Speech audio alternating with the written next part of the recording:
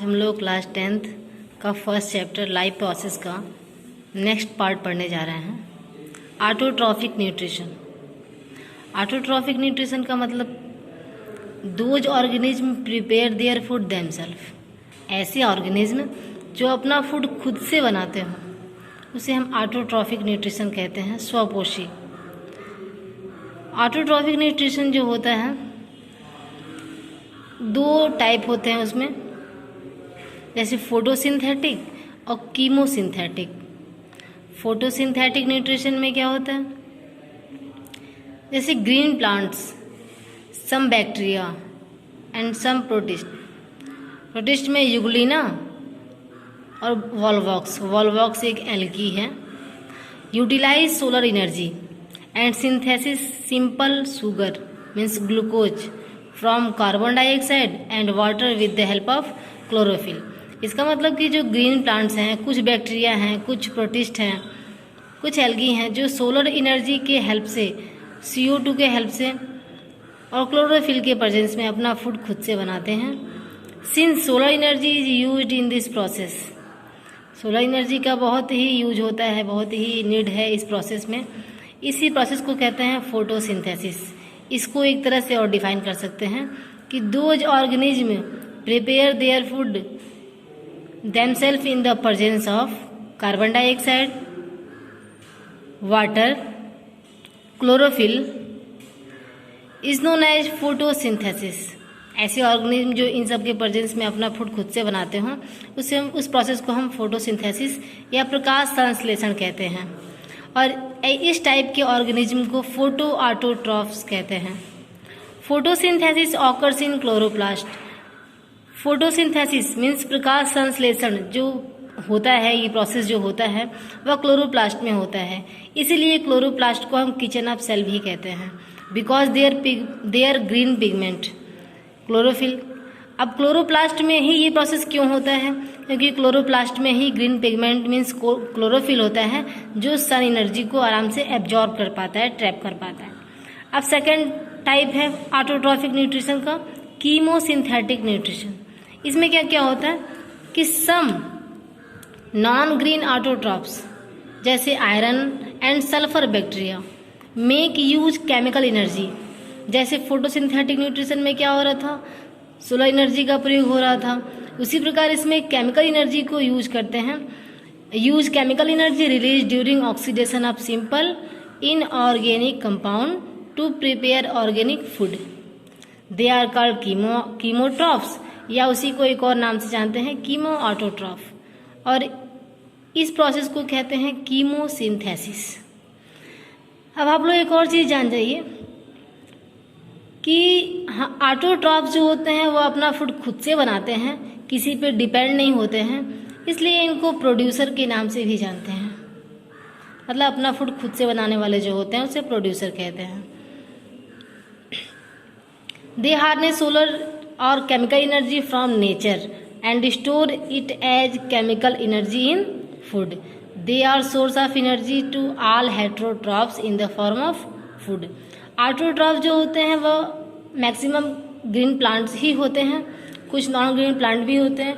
तो जो ऑटोट्रॉफ होते हैं वो अपना फूड खुद से बनाते हैं, और जो अपना फूड खुद से बनाते हैं उसी ऑटोट्रॉफ को हम प्रोड्यूसर भी कह रहे थे।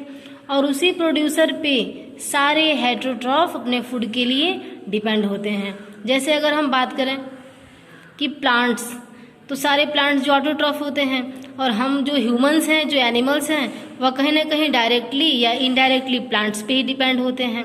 तो हम क्या हुए, ऑटोट्रॉफ पे डिपेंड हो गए। तो ऑटोट्रॉफ क्या होते हैं, प्रोड्यूसर होते हैं, और हेटेरोट्रॉफ क्या होते हैं, कंज्यूमर होते हैं। अब सेकेंड पढ़ रहे हैं हम लोग न्यूट्रिशन का। न्यूट्रिशन में 2 टाइप्स था, ऑटोट्रॉफिक न्यूट्रिशन और हेटेरोट्रॉफिक न्यूट्रिशन। तब हम हेटेरोट्रॉफिक न्यूट्रिशन पढ़ेंगे। इसमें क्या होते हैं कि all animals, most protist and bacteria can not manufacture their food like autotroph. इसमें क्या होता है कि ऐसे ऑर्गेनिज्म जो अपना फूड खुद से नहीं बना पाते हैं वह कहीं ना कहीं प्रोड्यूसर पे डिपेंड होते हैं, इस नाते उसे हम हेटेरोट्रॉफ न्यूट्रिशन कहते हैं। They obtain readymade food from plants और एनिमल डेड और लाइव। ये क्या होते हैं कि बने बनाए फूड को यूज करते हैं। जैसे मान लीजिए किसी एनिमल पे डिपेंड होते हैं जो नॉन वेज होते हैं, जो कॉर्निवोरस होते हैं, जैसे जो फ्लैश वगैरह खाते हैं, जो एनिमल्स खाते हैं, वो एनिमल्स पे डिपेंड होते हैं, प्लांट पे डिपेंड होते हैं, मीन्स अपना फूड खुद से नहीं बनाते हैं, दूसरे पे डिपेंड होते हैं, उसे हम हेटेरोट्रॉप्स मीन्स परपोसी कहते हैं। They are called heterotrophs and their mode of obtaining food is term as heterotrophic nutrition. ये था आपका दो टाइप इसका। अब हेटेरोट्रॉफिक न्यूट्रिशन में हमको टाइप्स पढ़ने हैं। टाइप्स ऑफ हेटेरोट्रॉफिक न्यूट्रिशन, यहाँ पे एक चार्ट दिया हुआ है। इस चार्ट में देख रहे हैं कि ऑटोट्रॉफिक न्यूट्रिशन क्या है, हेटेरोट्रॉफिक न्यूट्रिशन क्या है, कहाँ पाए जाते हैं, कैसे फूड बनाते हैं। ठीक है, आप लोग सब लोग बुक खरीद लीजिए और थोड़ा बहुत अपना स्टडी करिए। आप देख रहे हैं types of heterotrophic nutrition. Types of heterotrophic nutrition में मेन टाइप 3 होते हैं, saprophytic, parasitic and holozoic. Saprophytic मतलब ये तीनों जो हैं वो हेटेरोट्रॉफिक के न्यूट्रिशन है। इसका मतलब ये तीनों कहीं ना कहीं दूसरे पे ही डिपेंड है, फूड खुद से नहीं बना पा रहे हैं। तो सैप्रोफाइटिक न्यूट्रिशन के बारे में क्या कहेंगे हम? Saprophytic organism feed on dead and decomposing organism and decaying organic matter such as wood, leather, rotten leaves and stored food, they are called saprophytic. Means ऐसे ऑर्गेनिज्म जो खुद तो लिविंग है लेकिन जिससे वो फूड ले रहा है वो नॉन लिविंग है, उसे कहते हैं saprophytic nutrition. Saprophytes release hydrolysing enzyme on the substrate. This enzyme break down complex food molecules into simpler ones. These are then absorbed by the saprophytes. This is also called external digestion. इसका मतलब digestion outside the body. Example में हम देख रहे हैं यहाँ पे fungi दिया हुआ है। ऐसे फंजाई में मशरूम हो गया, मोल्ड हो गया, ईस्ट एग्रिकस एंड मॉर्सेलिया। ये सब क्या है? ये है खुद तो लिविंग होते हैं लेकिन जहाँ से फूड लेते हैं वह चीज़ क्या होता है? नॉन लिविंग होता है। तो इसे हम सैप्रोफाइटिक न्यूट्रिशन के नाम से जानते हैं। सैप्रोफाइट जो होता है वह नेचर का स्कैवेंजर होता है, मतलब नेचर को साफ सुथरा करने में सहायता करता है। जैसे मान लीजिए हमारे नेचर में कुछ डेड मतलब छोटे मोटे एनिमल्स हैं, डेड प्लांट के पार्ट हैं, पड़े हुए हैं, तो जो ये इस टाइप के जो फंजाई वगैरह होते हैं वो जाके उनको डिकम्पोज करते हैं, उनको अपने फूड के फॉर्म में ले लेते हैं। जब वो फूड के फॉर्म में ले लेंगे तो कहीं ना कहीं वहाँ पे सफाई हुआ, वहाँ पे जो भी डेड पार्ट था, जो भी डेड प्लांट के पार्ट थे वह खत्म हो गए। तो इसीलिए इनको हम नेचर ऑफ स्कैवेंजर कहते हैं, हमारे प्रकृति का सफाई करता सैप्रोफाइटिक को। They remove dead and decaying organism and clean the surrounding. ये बताया मैंने।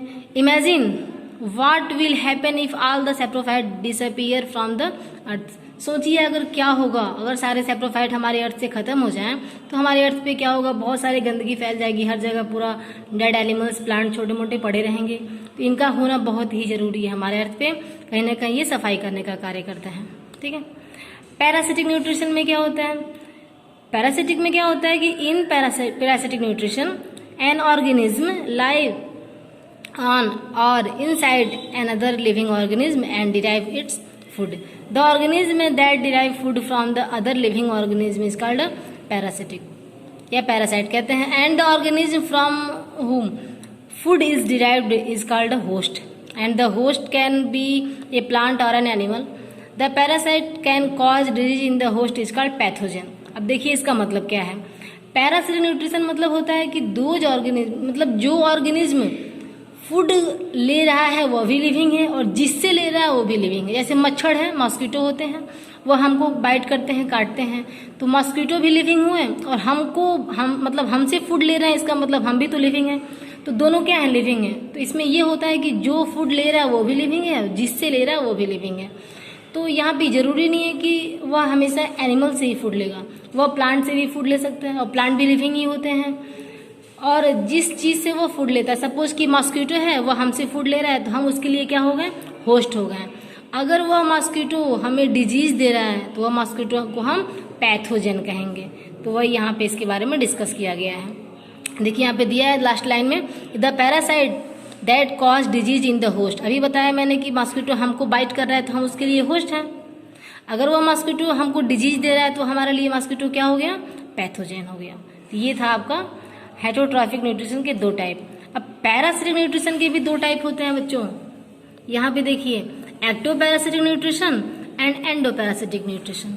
एक्टो में क्या कह रहा है, एक्टो पैरासिटिक न्यूट्रिशन में क्या होता है, or external parasite, they either live on the host body और attach temporarily to suck the blood. जैसे लीच हो गया, जोक हो गया, मॉस्किटो हो गए, बेडबग हो गया, हाँ ये सब क्या होते हैं, एक्सटर्नल पैरासाइट होते हैं, मतलब एक्टिव पैरासाइट होते हैं, ये हमारे बॉडी के बाहर के साइड से फूड लेते हैं। एंडो पैरासाइट मीन्स क्या होता है, हमारे बॉडी के अंदर एंट्री करके वहां से फूड लेना, जैसे roundworm, protozoans, tapeworm, hookworm, etc। ठीक है, तो ये था आपका पैरासाइट का 2 पार्ट। अब हम लोग नेक्स्ट टॉपिक में पढ़ेंगे होलोजोइक न्यूट्रिशन के बारे में।